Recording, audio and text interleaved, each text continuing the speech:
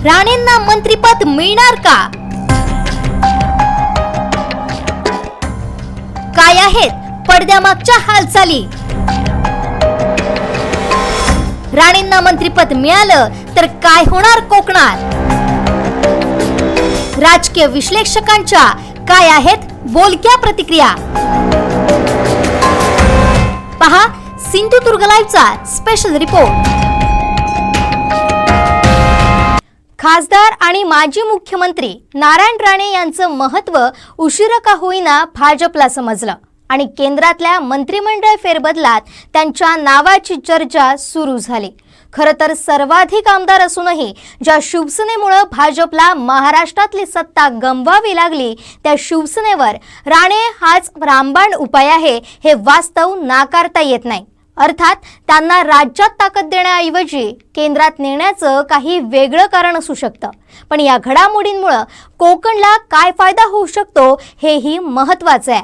या संदर्भात कोकणातल्या राजकीय नेते मंडळी विश्लेषकांच्या या काही बोलक्या प्रतिक्रिया। कोकणाच्या दृष्टिकोनातून राणेसाहेबांचा मंत्रिमंडळात त्या ठिकाणी सहभाग होणं हे कोकणाच्या दृष्टिकोनातून अतिशय महत्वाचं आहे।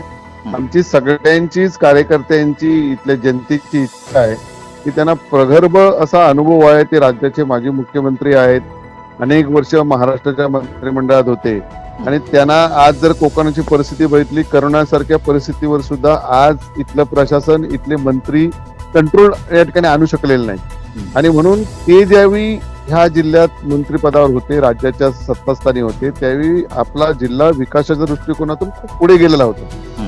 दुर्दैवाने त्यावेळी केलेला एअरपोर्ट असेल, त्यावेळी जे अनेक विषय त्यांनी त्या ठिकाणी आणलेले होते ते आत्ताच्या सरकारला, आत्ताच्या मंत्र्यांना पुढे नेता आलेलं नाही। एकूणच कोकणच्या विकासाच्या दृष्टीने हे मंत्रिपद तर महत्वाचंच आहे, पण त्याबरोबरच अगदी राजकीय दृष्ट्या देखील याच्या मोठ्या हालचाली किंवा एकूणच राजकीय दृष्ट्या याचे अनेक पडसाद उमटू शकतात। काय वाटतंय तुम्हाला? निश्चितपणे आत्ताची शिवसेना आणि भारतीय जनता पक्षाची सध्याची असलेली राजकीय भूमिका, जे आज भारतीय जनता पक्षाच्या पाठीत खंजीर खुपसून जे लोक सत्तेवर आले आहेत त्यांना जर त्यांची जागा त्या ठिकाणी दाखवायची असेल आणि आज उद्या होणाऱ्या महानगरपालिकेची मुंबई असेल, ठाणा असेल, हा सगळा कोकणी बेल्ट जो आहे आणि उद्या भविष्यात होणाऱ्या जिल्हा परिषद ह्या सगळ्या गोष्टीवर त्याचा निश्चितपणे चांगल्या पद्धतीने परिणाम होईल।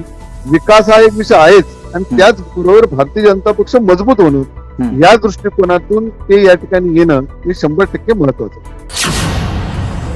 निश्चितपणे नारायणराव राणे यांना जर केंद्रामध्ये मंत्रिपद मिळाले तर आपल्या कोकणच्या विकासाच्या दृष्टीने, कारण आता कोकणामध्ये मंत्रिमंडळातले सुरेश प्रभू होते ते यात नाहीत आणि अनंत गीते सेनेचे होते ते यात नाहीत आणि नारायण राणेंसारखा अनुभवी आणि एक प्रशासनावर पकड असलेले जर केंद्रात मंत्री झाले तर कोकणच्या विकासासाठी आणि भारतीय जनता पार्टीच्या विस्तार, कोकणामध्ये जो विस्तार व्हायला पाहिजे त्या विस्तारासाठी सुद्धा त्यांचा निश्चितपणे उपयोग होईल हे असं मला वाटतं।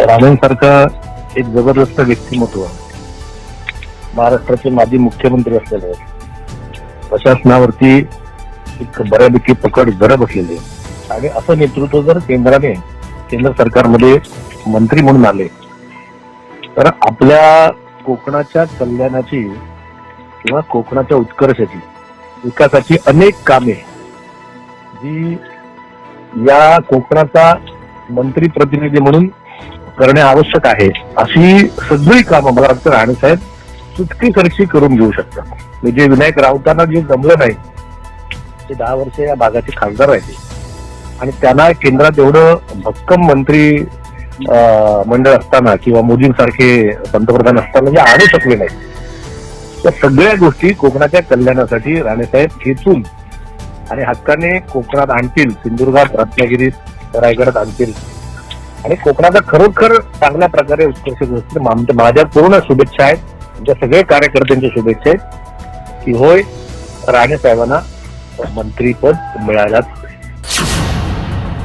मंत्रिपद मिळालं स्वागत कोकणामध्ये आणि त्याचबरोबर नाणार सारखा जो प्रकल्प आहे त्याचा फेर विचार व्हावा आणि तरुणानंतर कोरोना काळामध्ये तरुणांचे रोजगार गेले, ते त्यांच्या नोकऱ्या गेले आहेत त्या रोजगारावरती काम करावं लागेल आणि त्यांच्या मंत्रिपदाने सावध करतो. राणे साहेब या काळामध्ये मंत्रिमंडळामध्ये होते त्यावेळी मी जवळून त्यांना अनुभवलेले आहे. त्यांनी 6 महिन्याचं मुख्यमंत्रीपद त्यांना मिळालं होतं, परंतु अक्षरशः त्यांनी ते मंत्रिपद पळवलं. म्हणजे अक्षरशः विकासात्मक काम किंवा निर्णय घेण्याची क्षमता त्यांची मी बघितली, परंतु ते फास्ट निर्णय घेऊन अनेक निर्णय त्यांच्या काळामध्ये घेतले होते. आता जर त्यांना मंत्रिमंडळामध्ये स्थान मिळालं तर त्याच पद्धतीने काम करतील अशी आशा आहे. नारायण राणे साहेब आणखी कोकण असं एक वेगळं नातं आहे. म्हणजे कोकणाची ओळख ही नारायण राणे साहेबांच्या नावानेच होते.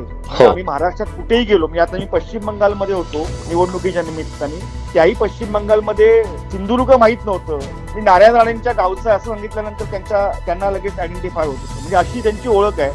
नारायण राणे साहेबांचा भाजपमध्ये प्रवेश झाल्यानंतर केडर बेस म्हणणं मास बेस भारतीय जनता पार्टी खऱ्या अर्थाने कोकणामध्ये झाली. सगळीच्या सगळी सत्ता केंद्र म्हणजे सर्व पंचायत समिती, एका पंचायत समितीचा अपवाद सोडला तर सभापती उपसभापती भारतीय जनता पक्षाच्या ताब्यात आहेत. जिल्हा परिषद ताब्यात आहे. जिल्हा बँकेची ज्या वेळेला निवडणूक होईल त्यावेळेला जिल्हा बँक सुद्धा आमच्या ताब्यात आहे. जवळजवळ 80% सरपंच भारतीय जनता पक्षाचे आहेत. आणि हे सगळं परिवर्तन जे आहे हे राणे साहेबांच्या प्रवेशानंतर जिल्ह्यामध्ये झालेलं आहे. आणि त्यामुळे ह्याची सगळी दखल केंद्रातल्या नेतृत्वाने राज्यातल्या नेतृत्वाने भारतीय जनता पक्षाच्या घेतलेली आहे. त्यामुळे हा जो बदल आहे कोकणामध्ये भाजपचा एकमेव आमदार होता. गेल्या 14च्या वेळेला तर एकही आमदार नव्हता. यामुळे पुढची जी येणारी निवडणूक आहे विधानसभेची, त्या विधानसभेमध्ये कोकणामध्ये सर्वाधिक आमदार निवडून येण्याचं सामर्थ्य, ताकद पक्षामध्ये आणण्याचं आणि पक्षाचं नेतृत्व करण्याची ताकद ही राणे साहेबांकडे. त्यामुळे त्यांच्याकडे केंद्रीय मंत्रिपद येणं हे एक गरज आहे आणि भारतीय जनता पक्षाच्या कोकणासाठी ही आवश्यकता आहे असं माझं मत आहे. 100% व्हिजन असलेला नेता आहे आणि कोकणाचा आपल्या जिल्ह्यावर प्रेम करणारा नेता आहे. त्यांनी केलेलं व्हिजनरी काम हे मला वाटत नाही की कुठल्या राजकीय नेत्यांनी केलं आहे. म्हणजे कोकणामधलं मेडिकल कॉलेज असेल, इंजिनिअरिंग कॉलेज असेल, कृषी कॉलेज असेल, महिला बचत भवन असेल, कोकणातले रस्ते असतील, कोकणामधलं जे डेव्हलपमेंट विषयातलं चिपी विमानतळासारखा विषय असेल, पर्यटन विषयामध्ये केलेलं त्यांचं काम असेल, या सगळ्याचा विचार करता कोकणाच्या विकासावर खूप मोठा परिणाम राणे साहेबांना केंद्रामध्ये मंत्रिपद मिळाल्यामुळे होणार आहे. आणि कॅबिनेटमध्ये केंद्राच्या कोकण विषय रिप्रेझेंट करणाऱ्या नेतृत्वाची आणि याचा इनडायरेक्टली मुंबईवर परिणाम आहे अशा नेतृत्वाची गरज आता खरं म्हणजे भारतीय जनता पक्षाला आहे. तुम्ही म्हणालात की मुंबईवर देखील याचा परिणाम होणार आहे. निश्चितच येत्या काही कालावधीमध्ये महानगरपालिका सारखी निवडणुका आहेत, तर याचा मुंबईवर काय परिणाम होईल आणि भाजपच्या दृष्टीने ते किती महत्वाचं आहे? 2014च्या निवडणुकीत 123 आमदार भारतीय जनता पक्षाने निवडून आणलेले स्वबळावर, आणि आत्ताच्या या निवडणूक युतीमध्ये 106 आमदार भारतीय जनता पक्षाचे आहेत. भारतीय जनता पक्ष मागे पडला, डेफिसिट झाला. तो कोकण बेल्ट असेल, मुंबईतील कोकणी माणसांचं प्राबल्य असणारे अनेक मतदारसंघ भारतीय जनता पक्ष काही फरकाने हरला. म्हणजे 14च्या निवडणुकीचा विचार केला तर मधु चव्हाण भायखळ्यामधला फक्त 500 मतांनी हरले होते. मनोज कोटक भांडूप सारखी सीट, इथे सेनेचं प्राबल्य आहे, ती सीट आम्ही 750 मतांनी हरलो होतो. जोगेश्वरी मधली सीट वायकरांच्या बाजूची सीट ही 1200 मतांनी पडली. अशा 7 ते 8 सीट होत्या ठाण्या आणि मुंबई मधल्या. ज्या मतदारसंघामध्ये कोकणी मतांचं प्राबल्य आहे आणि ते मतदारसंघ भारतीय जनता पक्षाने काही मतांनी घालवले होते. कोकणामधले अनेक मतदारसंघ आमच्या हातातून निसटले होते. त्यामुळे ही जी कमतरता आहे आमदारांची, हा जो गॅप आहे, हे गॅप भरून काढण्याचं सामर्थ्य, ताकद राणे साहेबांच्या नेतृत्वामध्ये आहे. आणि कोकणी माणसाला विश्वास देणं गरजेचं आहे की यस, भारतीय जनता पक्षाने कोकणी माणसाला न्याय दिला आणि त्यासाठी पक्ष नेतृत्व 100% या गोष्टीचा विचार करेल, राणे साहेबांना मंत्रिपद देईल, ज्याचा डायरेक्ट बेनिफिट हा येणाऱ्या निवडणुकीमधल्या आमदारांच्या संख्येवर, लोकसभेत जाणाऱ्या खासदारांच्या संख्येवर होणार आहे. आणि सेनेचं जे कोकणी माणसामधलं प्राबल्य आहे ते राणे साहेबांच्या मंत्रिपद दिल्यामुळे 100% निम्म्यापेक्षा कमी होईल याची आम्हाला खात्री आहे.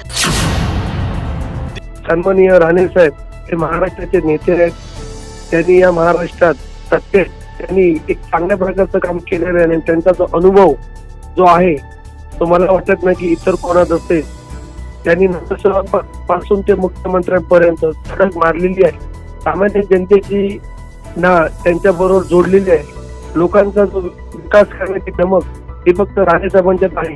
आणि आज जो कोकणाचा जो विकास जो कमी झाला आहे या असणाऱ्या सत्तेधारामुळे, राणे साहेबांना जर मंत्रिपद मिळालं तर निश्चितपणे कोकणाचा परत विकास होईल आणि विकासाची गती आहे मंदावलेली ती निश्चितपणे पुढे जाईल. यात कोणत्या प्रकारची शंका नाही. म्हणून राणे साहेबांना हे मंत्रिपद मिळालं पाहिजे. पहिल्यांदा जर मराठा समाजाचा जर विचार तर पहिल्यांदा राणे समिती मराठा समाज कसा आज त्यांची जी आर्थिक परिस्थिती आहे ती कशा प्रकारे बिकट होत आहे याचा सगळा जो अभ्यास केला तर पहिल्यांदा कोणत्या राणे साहेबांनी केला आणि त्या धर्तीवर आज सर्वजण कोर्टात राज्यात जे त्यांना मराठ्यांना आरक्षण मिळालं होतं आता ते सुप्रीम कोर्टात ते बाहेर गेलंय. पण मी तुम्हाला निश्चितपणे सांगू इच्छितो राणे समितीने जो पॅटर्न ठरवला होता त्याच पॅटर्नवर परत एकदा निश्चितपणे इथं आम्हाला आरक्षण मिळेल. मला वाटतं आता जी आघाडी सरकार आहे जो 400 पानांचा जो अनुवाद होता मराठीचा इंग्लिशमध्ये तो न केल्यामुळे सुप्रीम कोर्टाकडे ते विषय नाही. त्याच्यामुळे आरक्षण मिळालं नाही असं मला वाटतं. पण त्याच्यात सगळे राणे समितीने दिलेल्या ज्या गोष्टी आहेत त्याच गोष्टी तिथं आहेत. म्हणून जर आरक्षण आपल्याला मिळालं तर पहिल्या सगळं श्रेय हे राणे साहेबांना दिलं पाहिजे. यात कोणत्याही प्रकारची शंका नाही. जे मंत्रिपद मिळत आहे हे नुसतं ऐकूनच पूर्ण आनंदित झालेला आहे. कारण कोकणचा विकास हा राणे साहेबच करू शकतात. कारण की कोकणामध्ये सिंधुदुर्ग जिल्ह्याचे पालकमंत्री असताना जे विविध योजना किंवा विकास कामाची कामं केली आहेत याचा फायदा एक त्या पद्धतीत होईल, रोजगार निर्मिती होईल आणि केंद्रात जर मंत्रिपद असल्यामुळे आमचा हा संपूर्ण सिंधुदुर्ग जिल्ह्यामध्ये जो विकासाची जी गंगा त्या टायमिंगला पालकमंत्री असताना आणि मुख्यमंत्री असताना थोडा कालावधी भेटला त्या कालावधीमध्ये जी विकास गंगा त्याने आणली होती ते चित्र आम्हाला परत पाहायला मिळेल. साहेब आज 10 दिवसामध्ये माननीय राणे साहेबांना केंद्रामध्ये मिळण्याची जवळजवळ निश्चित झाल्याच्या बातम्या येत आहेत. ही एक या जिल्ह्यातील पूर्वाश्रमीच्या राजकीय कार्यकर्त्यांनी आत्ताचा सामाजिक कार्यकर्ता या घटनेत आनंद 9 वर्षाच्या कालावधीमध्ये राणे साहेब हे राजकीय सत्तेच्या भूमिकाबाहेर राहिले. काँग्रेस सोडली, त्यांनी आपला स्वाभिमान पक्ष स्थापन केला, नंतर त्यांचा आता भाजपमध्ये प्रवेश झाला, भाजपमध्ये त्यांना खासदारकी देऊन त्यांचं पुनर्वसन केलं गेलं. या सगळ्या काळामध्ये राणे साहेब हे अस्वस्थ होते. अस्वस्थ यासाठी होते की राणे साहेबांचा मुळात स्वभाव हा असा एखादा विषय असा सोडून द्यावा अशातला विषय नाहीये. कोकणच्या विकासाच्या दृष्टीने त्यांची केलेली आहे. सगळ्यात महत्वाचा विषय नारायण राणे साहेब मुख्यमंत्री असताना जो झाला तो साधारणतः 800 कांद्याची फुटीचे या सिंधुदुर्गातले कोकणातले अंतर्गत रस्ते झाले ज्याचा सुखद अनुभव आपण केला होता. त्यामुळे गेली 10 वर्ष सत्तेच्या बाहेर राहिल्यामुळे जे नारायण राणे साहेबांना करता आलं नाही तर शेवटी काही झालं तरी सत्ता ही सर्वश्रेष्ठ असते. जेव्हा तुम्हाला अधिकाराचं एखादं पद प्राप्त होतं त्यावेळी अधिकार तुमच्या हातात येतात आणि ते अधिकार तुम्ही कोकण विकासासाठी वापरू शकता. आणि नेमकं जर राणे साहेबांना आता ही संधी मिळाली तर निश्चितपणे कोकणच्या बाबतीत जे काही प्रलंबित विषय आहेत महत्वाचे ते विषय राणे साहेब झपाट्याने निर्णय घेतील आणि राणे साहेबांच्या केंद्रीय स्तरावरच्या मंत्रिपदाचा कोकणच्या विकासाच्या दृष्टीने निश्चित उपयोग होईल याबद्दल मला खात्री आहे.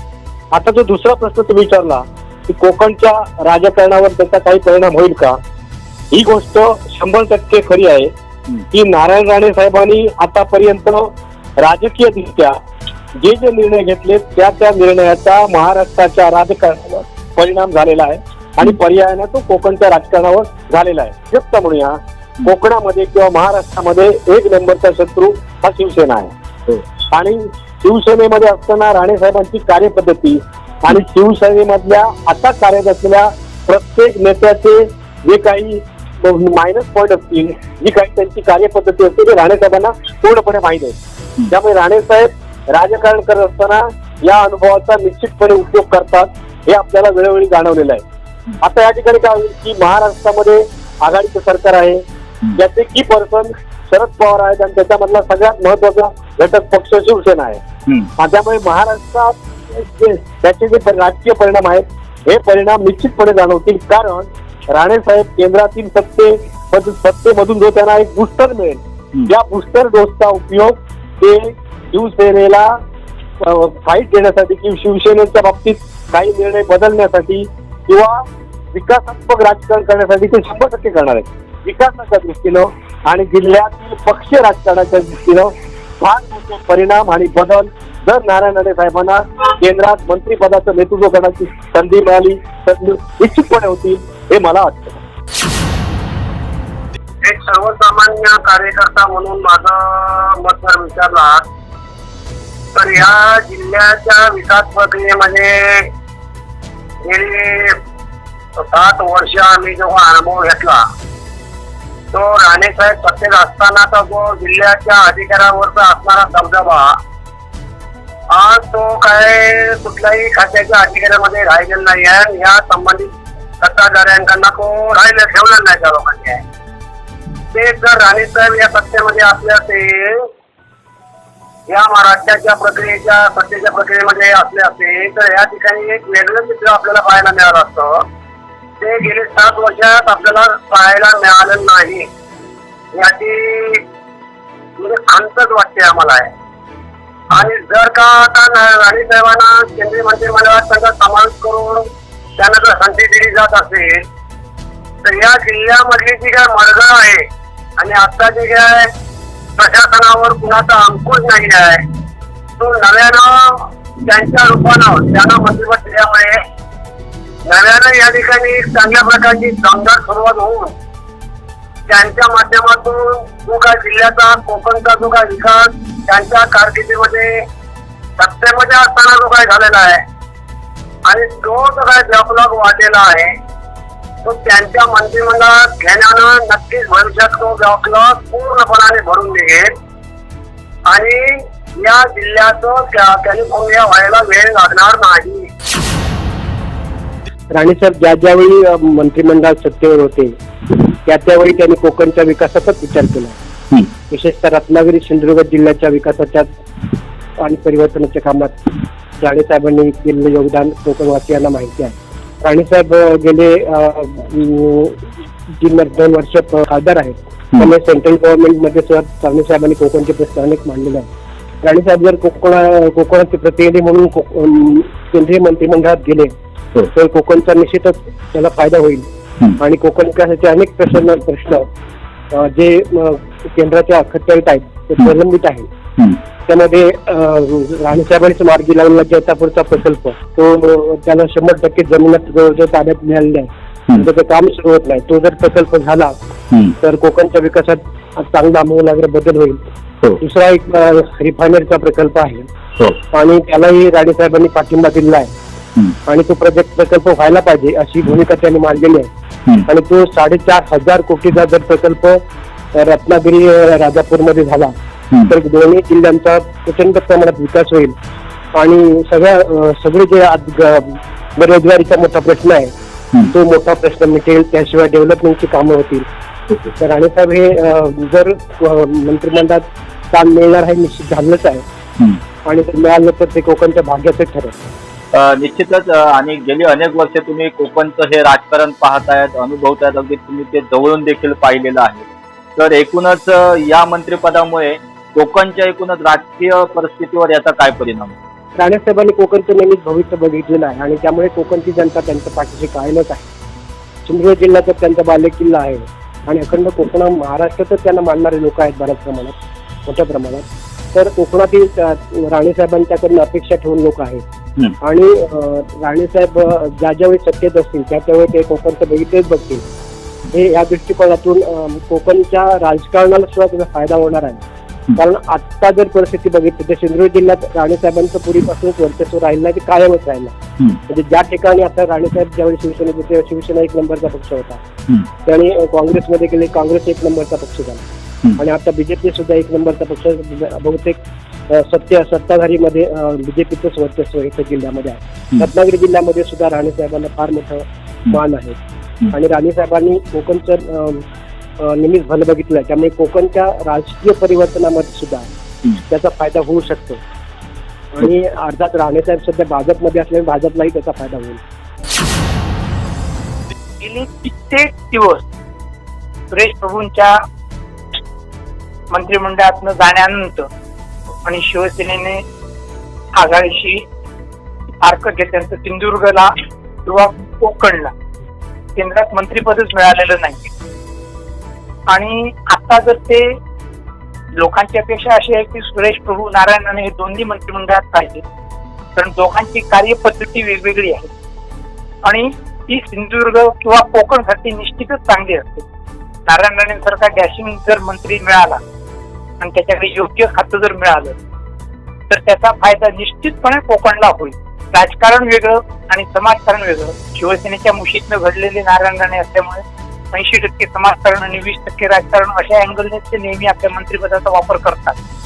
त्यामुळे जर त्यांना मंत्रिपद मिळालं आणि चांगलं खातं मिळालं तर त्याचा निश्चितपणे कोकणला आणि विशेषतः सिंधुदुर्गला फायदा होईल. राणेंच्या मंत्रिपदाचा भाजपला कितपत फायदा होऊ शकेल हे सांगता येणार नाही, परंतु नारायण राणेंची इमेज आणि त्यांचं वजन वाढवायला ह्या पदाचा निश्चितच फायदा होईल. अर्थात भाजपची जर पॉलिसी अशी असेल की नारायण राणेंचं वजन वाढला तर त्याचा इनडायरेक्ट फायदा पक्षाला होईल, तर ती शक्यता गृहीत धरली तरी स्थानिक पातळीवर भाजपमध्ये जी पूर्वी संघटना होती ती आता राहिलेली नाही. आत्ताच्या घडीचा विचार केला तर भाजपला आपलं बळ जर इथं वाढवायचं असेल तर त्यांना चांगलं खातं द्यावं लागेल, आणि त्यासाठी निश्चितपणे भाजप प्रयत्न करेल. नारायण राणे तिची इमेज भाजपच्या पॉलिट ब्युरो मध्ये आहे, वरिष्ठ सर्कलामध्ये आहे, त्याचा फायदा त्यांना निश्चितपणे होईल. मुळात एक गोष्ट अशी आहे की राणे साहेबांना जर मंत्रिपद मिळत असेल तर ती आणि मिळणार असेल तर ती निश्चितच कोकणच्या दृष्टिकोनातून खूप चांगली बाब आहे.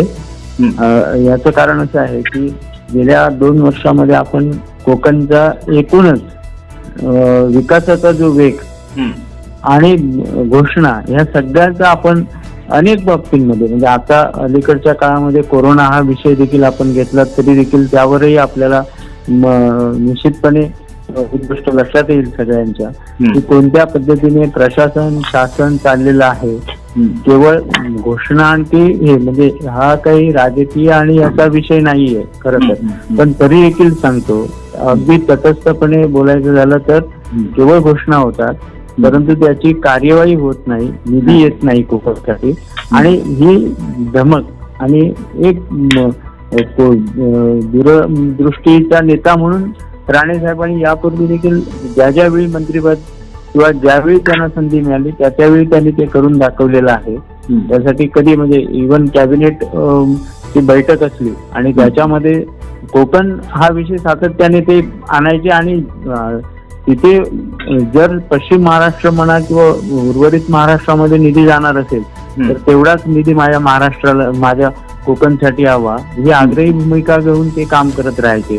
त्यामुळे त्याचा निश्चितच चांगला परिणाम कोकणसाठी होऊ शकेल. राजकीय दृष्ट्या म्हणाल तर राजकीय दृष्ट्या देखील आताच्या घडीला अखंड कोकणामध्ये बीजेपीचे म्हणून 2 फक्त आमदार आहेत. ही संख्या देखील निश्चितपणे वाढू शकेल भविष्यामध्ये.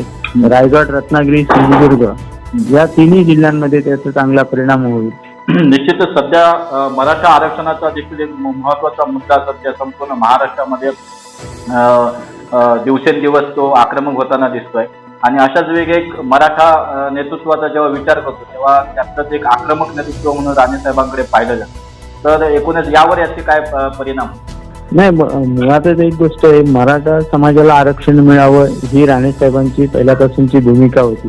आणि महाराष्ट्र मंत्रिमंडळाने ज्यावेळी समितीचे अध्यक्ष म्हणून त्यांची नेमणूक केली त्यानंतर त्या विषयावरचा सखोल अभ्यास करून त्यांनी आणि त्यांच्या मार्गदर्शनाखाली नियुक्त करण्यात आलेल्या समितीने देखील न्यायालय स्तरावरती देखील त्या पातळीवरती त्यांनी म्हणजे मराठा आरक्षण हे टिकलं पाहिजे, राहिलं पाहिजे, कोणत्याही स्थितीमध्ये ते त्यामध्ये कोणतेही बदल होता कामा नयेत ही त्यांची भूमिका राहिली. त्या पद्धतीनेच त्यांनी मराठा आरक्षणाचा प्रश्न देखील मार्गी लावलेला होता. आणि आता सद्यस्थितीमध्ये ज्या पद्धतीने तो विषय हाताळला जातोय, मला वाटतं राणे साहेबांचं जर त्याच्यामध्ये मार्गदर्शन घेतलं तर ते निश्चितपणे त्या प्रश्नामध्ये देखील मराठा समाजाला योग्य तो न्याय देऊ शकतील. मुळात राणेंना मंत्रिपद दिलं तर शिवसेनेवर अटॅक करणारा जो नेता आहे त्यांना अजून बळ मिळेल आणि भाजपची जी काही स्ट्रॅटेजी आहे ती यामुळे सक्सेस होऊ शकेल. कोकणच्या दृष्टीने विचार केला तर एक केंद्रीय सत्ता कारणामध्ये सध्या तरी कोकणची ताकद नाहीये. राणेंना मंत्रिपद दिलं तर कोकणचं बळ केंद्रीय सत्ता कारणामध्ये वाढेल आणि एक विकास प्रक्रियेला मदत होऊ शकेल. राणेंना मंत्रिपद दिल्यामुळे त्यांना भाजपच्या वतीने शिवसेनेवर तुटून पडण्याचा जो अधिकृतपणा आहे तो अजून चांगला मजबूत होईल. कसं आहे की राणेंना यावेळी मंत्रिपद द्यावंच लागेल बीजेपीला, कारण राणेंसारखा माजी मुख्यमंत्री म्हणून पद भूषविलेले ते एक स्ट्रॉंग नेते आहेत महाराष्ट्रातले आणि त्यांना आज मंत्रिपद दिलं नाही तर मेसेज वेगळा जाईल आणि त्याशिवाय राणेंच्या गोटामध्ये मेसेज वेगळा जाईल, संपूर्ण राज्यामध्ये वेगळा जाईल आणि अशा परिस्थितीवर राणेंना आता केंद्रीय मंत्रिपद द्यावंच लागेल भाजपला. तेव्हा मला वाटतं त्यांना मिळणारच आहे आता. पहिला अपडेट आणि पहिल्या बातमीसाठी सबस्क्राईब करा कोकणचं नंबर 1 महा चॅनल सिंधुदुर्ग लाईव्ह. लाईक करा, शेअर करा आणि हो, बेल आयकॉनला क्लिक करायला विसरू नका.